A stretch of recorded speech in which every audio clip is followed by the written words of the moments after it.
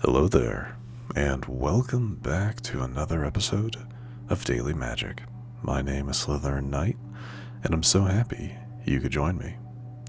Now, before we get into things, I just want to give you guys a heads up. Later today, there'll be a special episode uploading for the release of the Final Fantasy set. Be on the lookout for that. Open up, 50 odd packs, go through the new Mastery Pass, look through the store for anything new, stuff like that. Anyway, just wanted to get that out there. So, today's daily is just to play 25 lands, which means we can do just about whatever we want. And I'm going to do some Azorius Artifacts. A lot of the times I'll come back to this idea because it can be fun, it can be entertaining to try to play this deck. And it can be really, really good. The idea of this one is taken from a couple of different sources, mainly the United Battlefront. I think I've seen Power Dragon use this. I've seen other deck builds using this, but it can be really good if you have your, Simulacrum Synthesizer, out on the field. This whole thing is that, put up to 2 non-creature, non-land permanent cards with mana value 3 or less from among them onto the battlefield. Very nice. There's a number of things you can do with that will trigger this twice if they're both mana value 3. So, kind of a cool idea.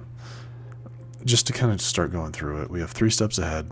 This card is mainly going to be used for its copying ability. Soul Guide Lantern is just a 1-drop. Is a decent 1-drop artifact that for this again will be used to try to counter a lot of the more reanimator decks. Clay Fired Bricks, you need something for your 2-drop, and this gets you another land or a plains card in hand if you don't have any more land. Very nice. Spring-Loaded Sawblades is actually one of our only damage removals. Can be pretty good. Mendicant core Guidelight gets stronger for every artifact you have on the field, and if you're at max speed, you can start copying. You can copy artifacts you play for 1 more mana. Very nice. Never actually used that ability though. Perilous Snare is a form of exile. Same thing with Assimilation Aegis. Both of these are 3, and when you're at max speed for Perilous Snare, you can put a +1/+1 counter on a creature or vehicle. Very nice. Repurposing Bay is almost exclusively here to sacrifice either clay-fired bricks or spring-loaded sawblades, specifically these 2, so that you can go and search for Synthesizer or any other 3 mana value artifact. The main reason is because the way this ability works, search your library for an artifact card with mana value 1 equal to 1+ the sacrificed artifact's mana value.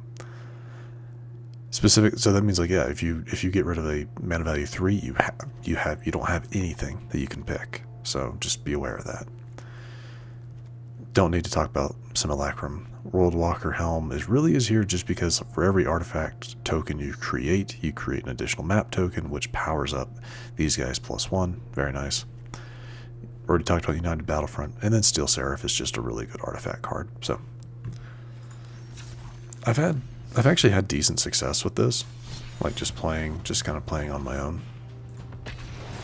I actually put this deck together because I needed something to get the play 300 artifacts over the courses of your matches. So I just put this together because I was kind of close to it. So I was like, yeah, why not? And I ended up having kind of fun with it, as odd as that sounds.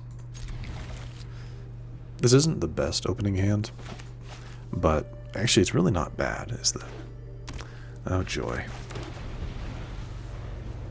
So mine's a gold dragon. Is this a copper dragon then? So they're playing white. That's fun. They didn't, however, they didn't have a authority at the console, which kind of surprises me. Although Essence Channeler, we're gonna go right into our friend. Sawblade will be good. Mendicant core, I don't think I'm gonna need, but that will be good, just for some removal. Yeah, that's what I figured. I'll be playing Steel Seraph next, just so I can start getting some life gain, potentially. Then again, they could just, yeah. And there goes my synthesizer. That's unfortunate. So that's not what I'm going to do. We're just going to go ahead and get rid of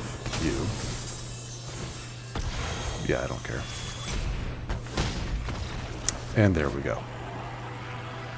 Nice, quick. I'm guessing that's kind of their strategy. Power up their Essence Channeler and go for the win there. So very glad I kept that Sawblade. That definitely came in handy. Alright, with that we did level. I don't think we got a pack with that. Just a card style and a Mastery Orb. Reputable Merchant. Cool. Cool. Alright. Well, let's jump into another one.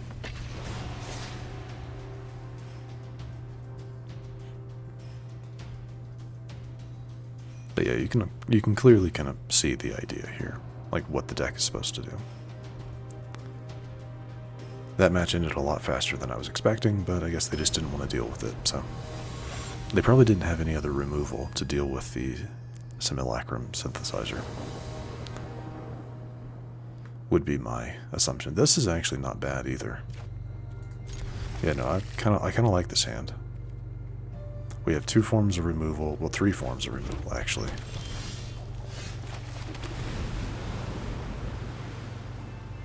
If we're going to get against red, okay, so a red mobilize, okay.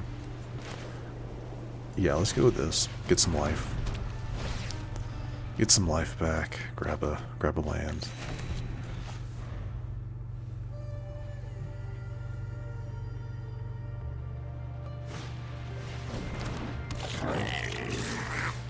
So what is this? Are you a? Yeah, you're a goblin. So this is a goblin deck. Okay, we can survive a little bit here. Another Seraph would be great. Yeah, no, I kind of like that. Yeah, I like having another lands. It just makes it to where I can do more. Like going forward. Hello, Squee.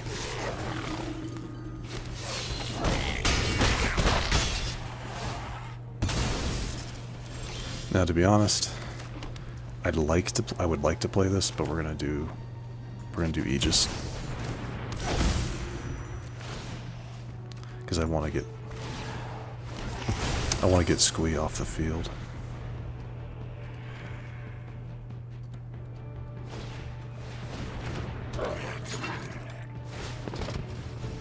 Okay, yeah. Okay, that used up everything. Yeah, you get to go away. Oof. Not great. Not great. Okay, this is what we're going to do. Yeah, we're going to do this. We are going to send out the Spring Blade.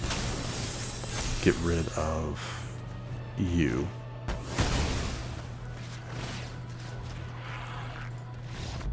Fair enough. Just to go through my process, I was going to apply lifelink to get 7 life back, taking us back up to 15. At that point, I had gotten rid of their token generators. 7 can probably easily block anything that this is going to do. It just depends on what these 3 cards are and whatever they drew, but I kind of liked where I was sitting. Next turn, depending on what they did, we were probably going to play another Steel Seraph just to have another one on the field, getting even more lifelink back. Fantastic, just fantastic. And probably played the other Spring-Loaded Sawblades to get rid of anything that I figured was problematic. So, not bad. Not bad. This is actually, we're actually doing pretty well here. Better than I was anticipating. So, definitely happy with that. Anyway, we'll hop into one more match. Yeah, we'll hop into one more match, see how it goes. Like I said, the last 2 matches have actually had really good opening hands. At least I think they have been, so that is always helpful. Alright.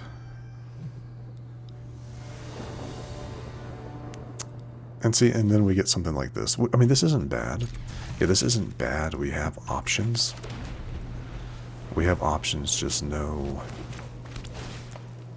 immediate synthesizer. I want to at least get to 3 usable mana before I play that. Really? Interesting.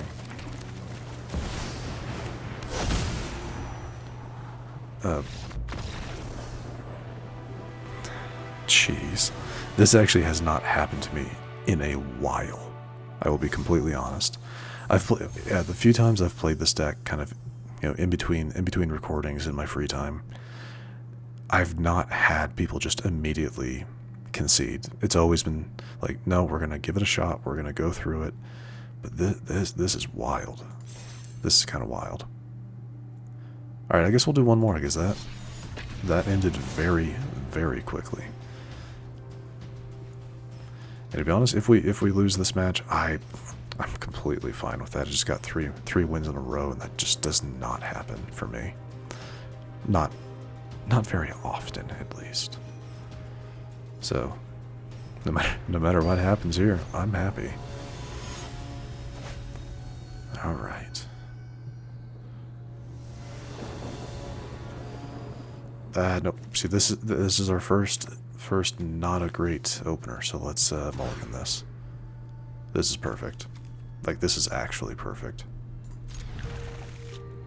Yeah, I hate doing it, but yeah. Though, to be honest, I probably shouldn't have.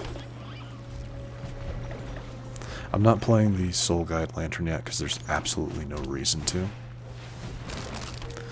Okay, so this is a token deck. Joy.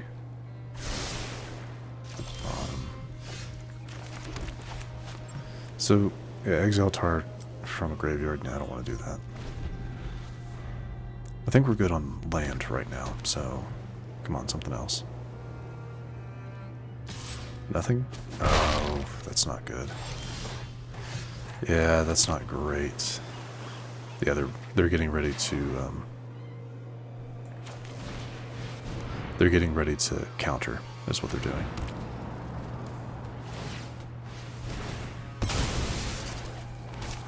So I tried to bait the counter, but they did not do it. They did not go for it.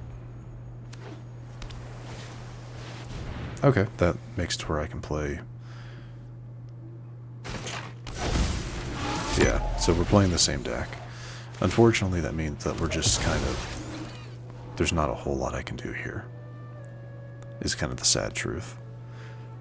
They were able to get theirs working a little bit faster than me, so... But yeah, they are playing a very similar deck. And they probably know that. Mendicant, that's better. Yeah, we're okay with all that. There's really no reason to do this, but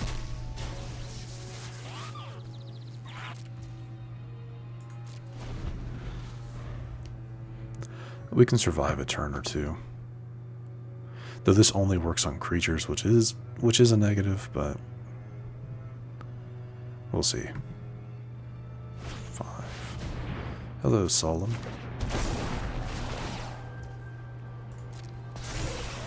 Yeah, that's not great.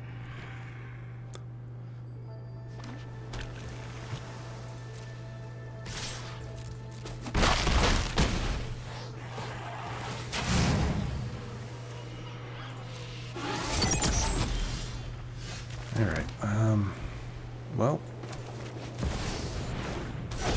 do that. Let's get rid of a construct.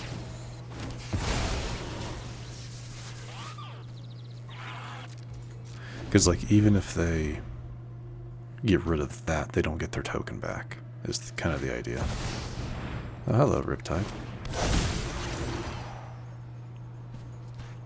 Oh, that's joyful. Yeah, that's game, pretty much. There's nothing I can do. They'll take me to 1 here, so... Oh, no, they took me to... Okay. Oh, yeah, no, that was 10. Alright, well, there you go. That's a different version of this, kind of this deck. So, look, not bad, right? Not a terrible deck. So, yeah, a little... I will admit, I said I wouldn't care if we lost, but a little, just, you know, it's you know, going on a winning streak, then you lose that winning streak, but it's absolutely fine. I still had fun, and that, to me, is the most important thing. But anyway, that is going to do it for us today. So, if you enjoyed this episode, which I do sincerely hope you did, please feel free to hit that thumbs up button down below. And if you happen to be new to the channel, hello, welcome, and please do consider subscribing.